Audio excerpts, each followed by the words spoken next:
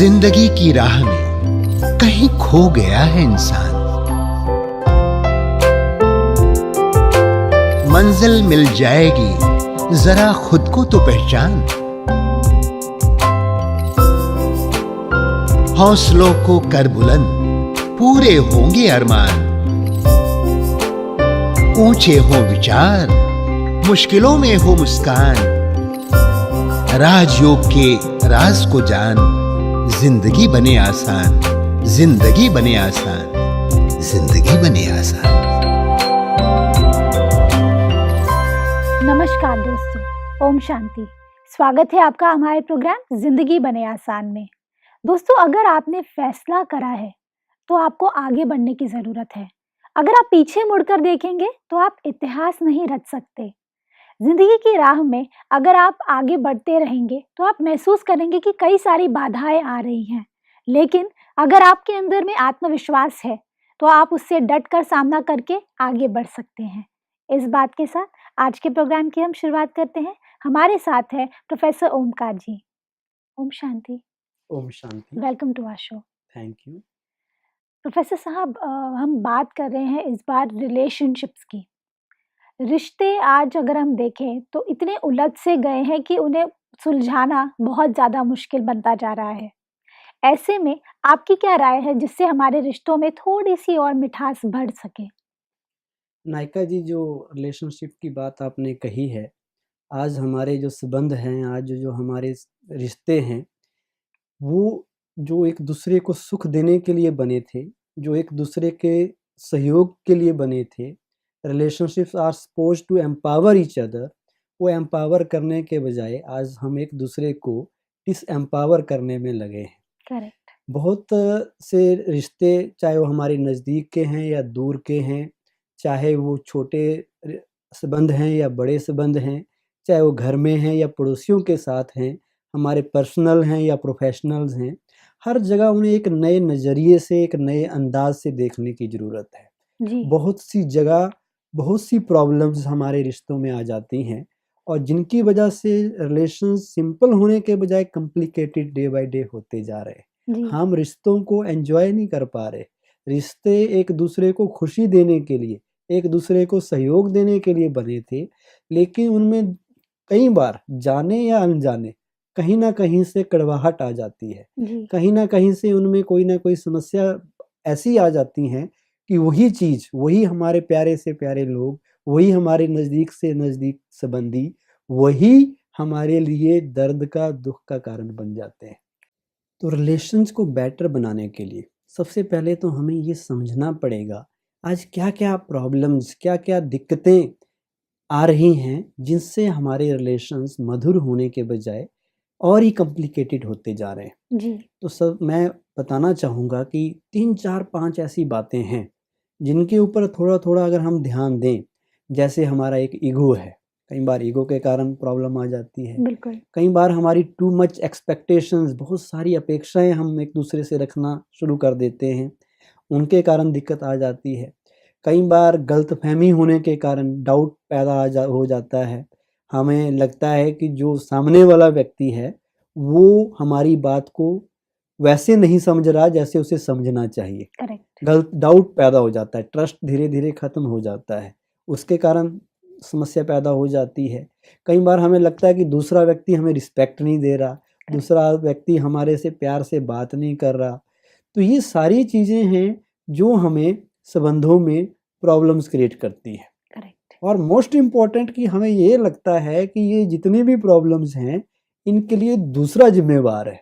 Correct. ये जो हम ज़िंदगी का एन्जॉय नहीं कर पा रहे, उसका कारण हमें लगता है कि ये जो दूसरा व्यक्ति है, दूसरा हमारा संबंधी है, जो व्यक्ति सामने खड़ा है, वो अगर मुझे रिस्पेक्ट दे, वो अगर मुझसे प्यार से बात करे, वो अगर मुझे अच्छी तरह से समझ ले, वो अगर मेरे को एक्सेप्ट कर ले, वो अगर मेरे से एक्सपेक्टेशंस ना रखें, तो सारी चीज़ें ठीक हो जाएँगी। करेक्ट।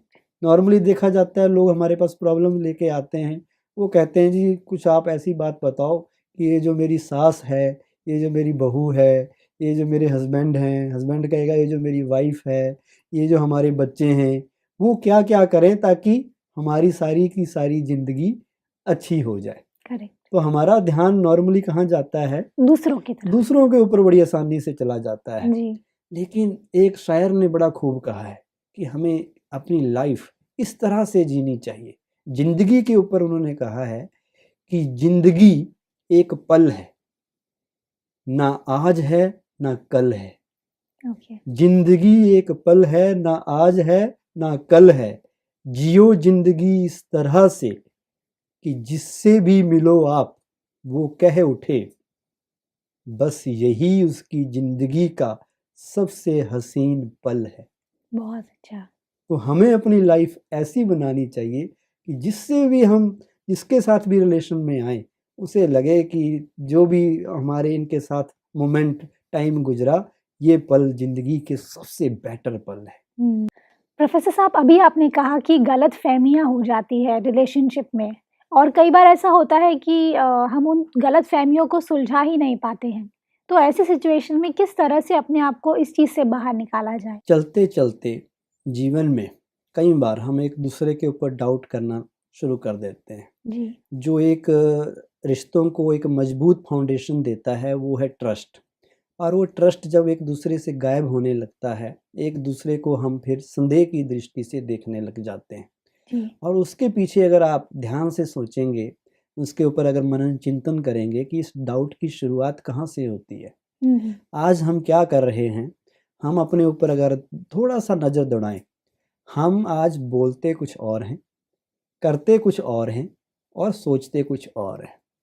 हमें लगता है कि जो हम बोल रहे हैं वो दूसरा व्यक्ति सुन रहा है, जो हम कर रहे हैं वो दूसरे व्यक्ति को दिखाई दे रहा है, लेकिन जो हम सोच रहे हैं वो शायद दूसरे को दिखाई या सुनाई नहीं देता। लेकिन ऐसा नहीं है। एक जितना हम बोलते हैं उससे भी ज़्यादा हम सोचते हैं, और जो हम सोचते हैं वो दूसरे तक पहुंचता जरूर है। जहाँ तक गलतफहमी की बात है, हमें जिस व्यक्ति को हमसे गलतफहमी हो जाती है, हमें उसके बारे में गलतफहमी हो जाती है। उसका कारण क्या है? उसके पीछे भी यही है, क्योंकि वो व्यक्ति क्या कर रहा है, वो बाहर से बोलता कुछ और है, करता कुछ और है, और मन ही मन सोचता कुछ और है। इसलिए हमें लगता है कि ये व्यक्ति जो कह रहा है वो ऐसा नहीं है जैसा वो अंदर में है, अंदर में फील कर रहा है। कई बार वो बाहर से कहता भी है कि मेरा इस तरह का व्यवहार है, मेरा इस तरह जो मैंने कहा उसका भाव ऐसा नहीं है, आप मुझे ठीक तरह से समझे नहीं हैं।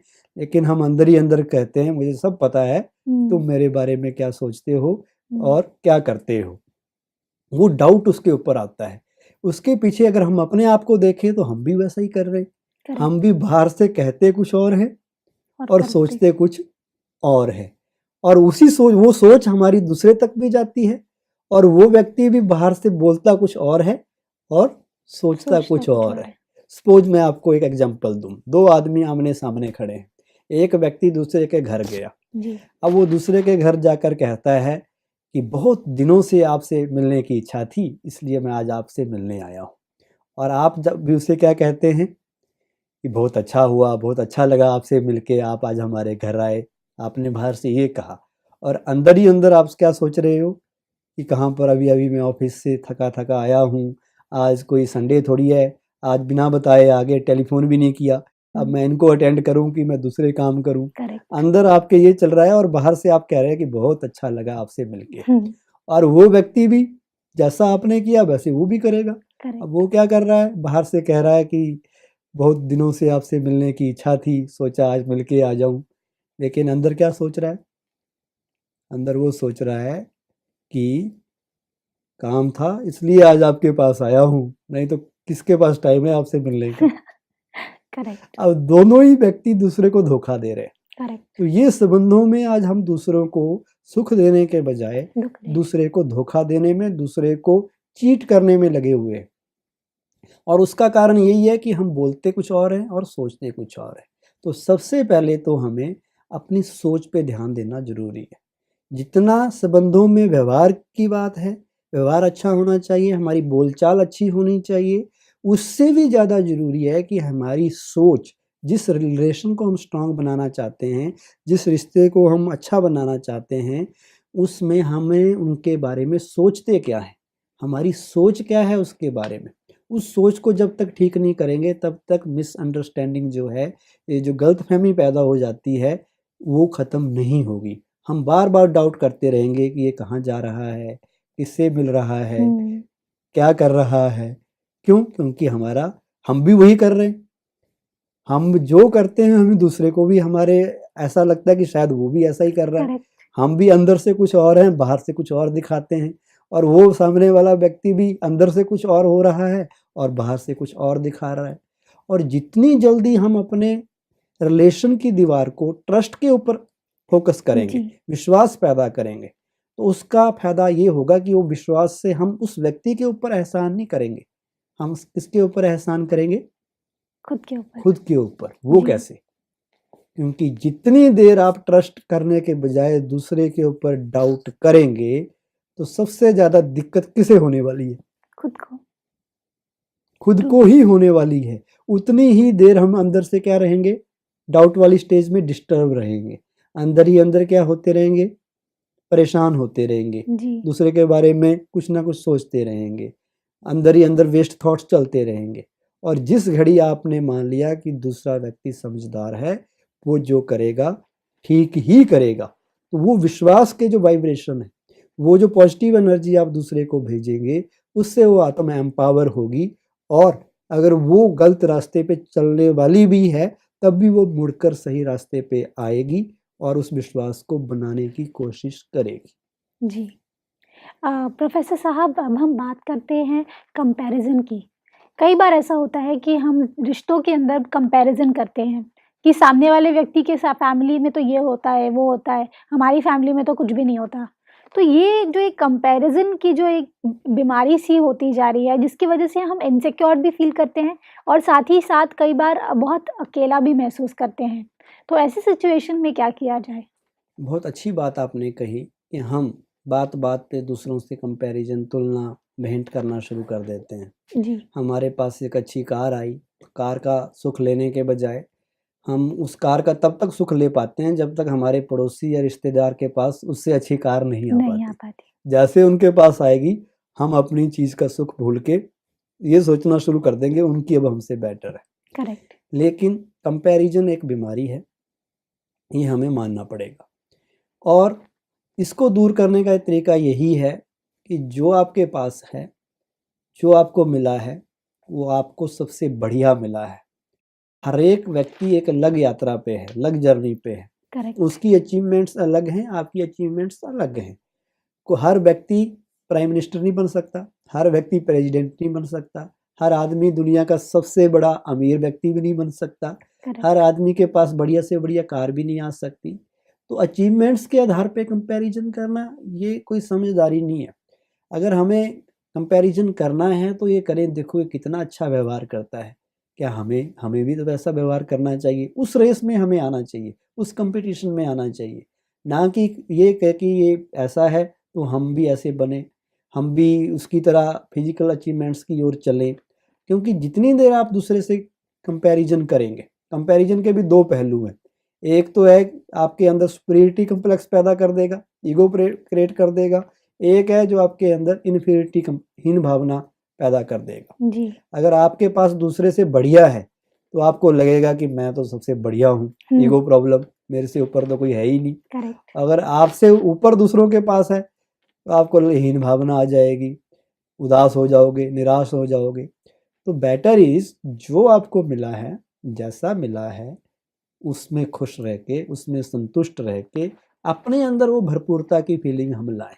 कंपैरिज़न कई बार बच्चों का भी हम करते हैं। करेक्ट। बच्चों को सिखाने के लिए कई बार हम सोचते हैं कि देखो तुम्हारा बड़ा भाई कितना स्मार्ट है, कितना इंटेलिजेंट है, कितने अच्छे मार्क्स लेता है और तुम कितने डफर हो, हुँ, तुम्हें ये भी नहीं आता। तो उससे क्या होता है कि बच्चा मोटिवेट होने के बजाय क्या हो जाता है? डिमोटिवेट डीमोटिवेट हो हो जाता जाता है। है। कई बार ऐसा होता है कि प्रोफ़ेसर साहब, हमने ये देखा है कि बच्चों के अंदर में हम बहुत ज़्यादा उन्हें क्रिटिसाइज़ भी करने लगते हैं। ऐसी सिचुएशन में बच्चा अपने आप को बहुत इन्फीरियर महसूस करता है। तो ये किस हद तक सही है और अगर बदलना है तो कैसे बदलें? बिल्कुल सही बात आपने कही। आमतौर पर घरों में हम देखते हैं बहुत से पेरेंट्स अपने बच्चों को लाइन पे लाने के लिए भावना तो उनकी यही होती है कि बच्चा सुधर जाए, बच्चा ठीक हो जाए, तो हम क्रिटिसिज्म का भी आधार ले लेते हैं और करेक्ट, हम सोचते हैं कि शायद क्रिटिसाइज करके बच्चा डिसिप्लिन में आ जाए।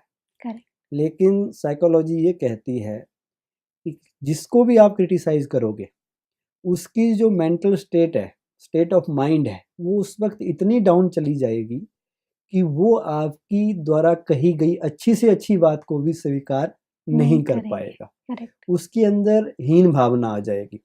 जो व्यक्ति कुछ गलत कर रहा है, जिसे आप चेंज करना चाहते थे, उस बच्चे को आप लाइन पे लाना चाहते थे, तो उसका मतलब उसके अंदर कुछ ना कुछ कमजोरी तो है ही। लेकिन जिस घड़ी आपने उसको क्रिटिसाइज करना शुरू किया, तो उसके अंदर जो खालीपन है, उसके अंदर जो वो कमजोरी है, वो और बढ़ती जाएगी। जी, और हम बच्चे को इसलिए क्रिटिसाइज करते हैं, क्यों क्रिटिसाइज कर रहे हैं? क्योंकि क्यों? हमें लगता है आई एम राइट एंड और बच्चे गलत है, चिल्ड्रन आर ऑलवेज रॉन्ग, बच्चे हमेशा रॉन्ग है। जो वो ड्रेस पहनते हैं, जिस तरह के कपड़े पहनते हैं, सब गलत। जिस तरह वो सवेरे लेट उठते हैं, वो गलत। जिस तरह वो रात को लेट जागते हैं, पार्टीज में जाते हैं, वो गलत। बच्चे जो कुछ कर रहे हैं, सब बच्चे जो गलत, कैरियर चूज कर रहे हैं, हमें लगता है वो भी रॉन्ग है। सारा दिन वो मोबाइल पे लगे रहते हैं, व्हाट्सएप पे, फेसबुक पे या कंप्यूटर पे, इंटरनेट पे बैठे रहते हैं, वो गलत। जिस तरह के उनके दोस्त हैं, वो गलत। जिस तरह के वो खाना खाते हैं, उनके फूड हैबिट्स हैं, वो गलत। तो हमने क्या एक क्राइटेरिया बना दिया है कि बच्चे तो हमेशा ऐसे ही गलत होते हैं और पेरेंट्स सही होते हैं, सही होते हैं। अब जिस घड़ी आपने बच्चों को क्रिटिसाइज करना शुरू किया कि आप गलत हैं, आप गलत हैं, तो आपने कौन सी एनर्जी उनको भेजी? नेगेटिव, नेगेटिव एनर्जी हमने भेजी कि हमें तुम्हारा ये व्यवहार, हम तुम्हें अच्छे नहीं लगते, हम तुम्हें लाइक नहीं करते। और जब नेगेटिव एनर्जी आप उनको भेज रहे हैं कि you are bad, you are wrong, instead of accepting them, उनको स्वीकार करने के बजाय कि तुम जो हो, जैसे हो, बहुत अच्छे हो, वो एक पॉजिटिव एनर्जी हो सकती थी।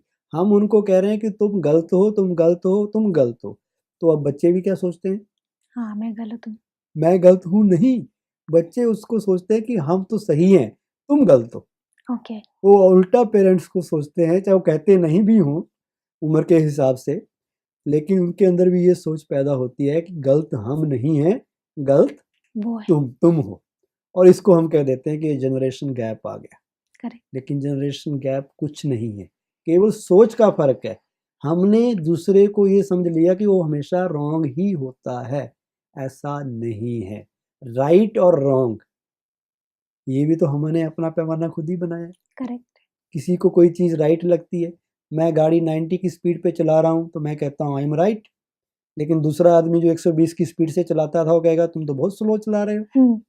अब उसको 120 की स्पीड अच्छी लग रही है, मेरे को 90 की स्पीड अच्छी लग रही है। एक कहता तुम फास्ट हो, एक कहता तुम स्लो हो, देन हु इज राइट?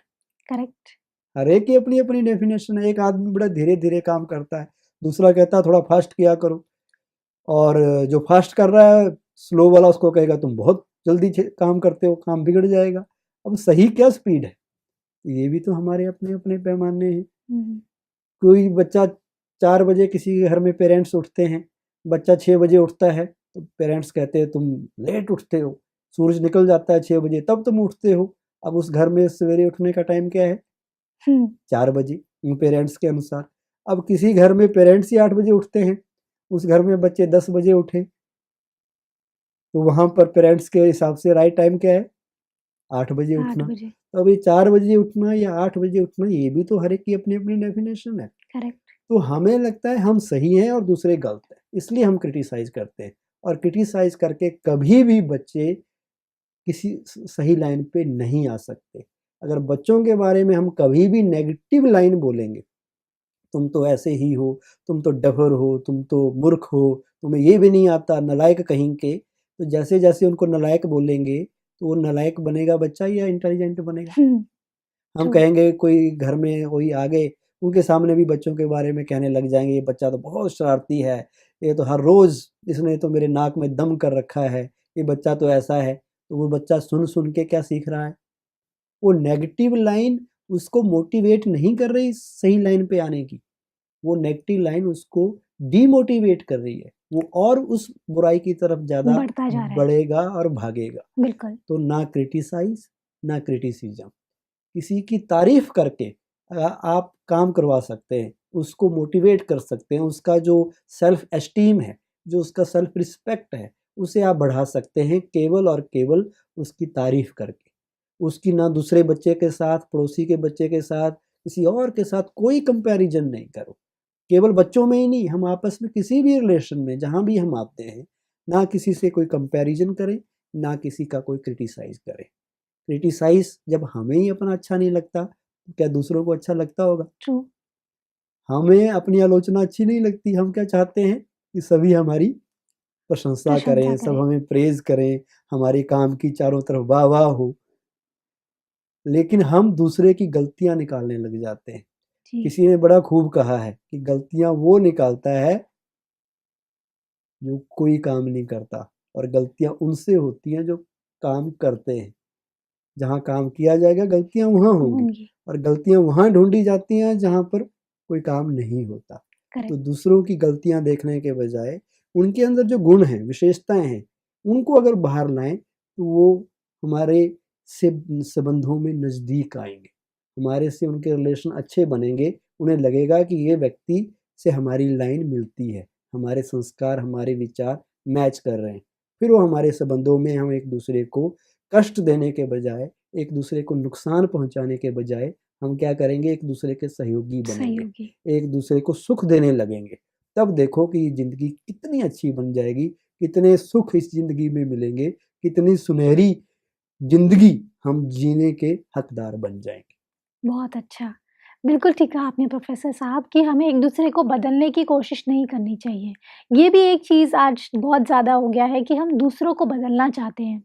हम अपने आप में रहते नहीं हैं, हम खुद बदलना बिल्कुल भी नहीं चाहते। हम चाहते हैं कि सामने वाला व्यक्ति बदले। तो ये सोच किस हद तक सही है? ये जो बात आपने कही कि what should be the process to change other people, दूसरों को बदलने के लिए 5-6 ऐसी बातें हैं जिन्हें अगर हम जीवन में अपनाएँगे, तो हम बहुत जल्दी दूसरों को बदल सकेंगे। हुँ। सबसे पहले तो वही व्यक्ति दूसरे को बदलने का हकदार है, जिसने खुद को बदला हो। हम करेक्ट। दूसरों को तभी कंट्रोल कर पाएँगे, जब हमारा अपने ऊपर सेल्फ कंट्रोल होगा। दूसरों को वही सुधार सकता है, जिसका अपना जीवन एक एग्ज़ाम्पल होगा, एक उदाहरण होगा, एक आइडियल होगा। हम लाइट हाउस अगर बनेंगे, तभी दूसरे जहाज़ों को रास्ता मिलेगा। करेक्ट। अगर बिना लाइट हाउस बने हम दूसरों को केवल उपदेश देंगे, केवल कहेंगे कि तुम ये कर लो, तुम वो कर लो, दूसरों के ऊपर असर होने वाला नहीं है। हमें दूसरों को एक्सेप्ट करना पड़ेगा, रिस्पेक्ट देने पड़ेगा। बहुत सी ऐसी बातें हैं जिनका हम नेक्स्ट एपिसोड में चर्चा करेंगे कि कैसे उन सारी चीज़ों को जीवन में लाके, उस प्रोसेस की डिटेल में जाके हम उसको एनालाइज़ करके एक-एक चीज़ स्टेप बाय स्टेप चलेंगे, तो दूसरे अवश्य बदलेंगे। केवल हमें अपनी आत्म ज्योत जलानी पड़ेगी। खुद को एम्पावर करना पड़ेगा, खुद को उस लेवल तक लाना पड़ेगा कि हमारी कही हुई बात का दूसरों के ऊपर असर हो जाए। बिल्कुल ठीक कहा आपने प्रोफ़ेसर साहब, ये बहुत खूबसूरत बात आपने कही कि हमें प्रोसेस ऑफ चेंज, ये जो आपने न्यू टर्म हमें इससे बताया है, इसके बारे में हम और भी जानना चाहेंगे अगले एपिसोड में। लेकिन आज की चर्चा हम यही समाप्त करते हैं। ओम शांति। ओम शांति। दोस्तों, आज हमने क्या जाना? अगर हम किसी को क्रिटिसाइज़ करते हैं, अगर हम किसी की कंपैरिज़न करते हैं, तो कहीं न कहीं हम उनके सेल्फ रिस्पेक्ट को हर्ट कर रहे होते हैं और उनके अंदर की डिटर्मिनेशन को भी कम कर रहे होते हैं। तो हमें ऐसे करने से कुछ फ़ायदा नहीं होगा और ही ज़्यादा नुकसान होगा, और आपका भी नुकसान होगा और सामने वाले व्यक्ति का भी नुकसान होगा। तो इस बात के साथ आज के प्रोग्राम को हम एंड करते हैं। कल आपसे फिर मिलेंगे आपके ही शो में ज़िंदगी बने आसान। ओम शांति। अधिक जानकारी के लिए संपर्क करें। जिंदगी बने आसान, Brahma Kumaris Godlywood studio, Shantivan, Abu road. Call 809491347। जिंदगी बने आसान @godlywoodstudio.org। जिंदगी की राह में कहीं खो गया इंसान, मंजिलें मिल जाएंगी जरा खुद को ले तो जा। हौसलों को कर बुलंद, होंगे पूरे अरमान, मुश्किलें मिट जाएंगी, ओ चेहरों पर मुस्कान, ओ चेहरों पर मुस्कान। राजयोग के तू राज को जान, जिंदगी बने आसान, जिंदगी बने आसान, जिंदगी बने आसान।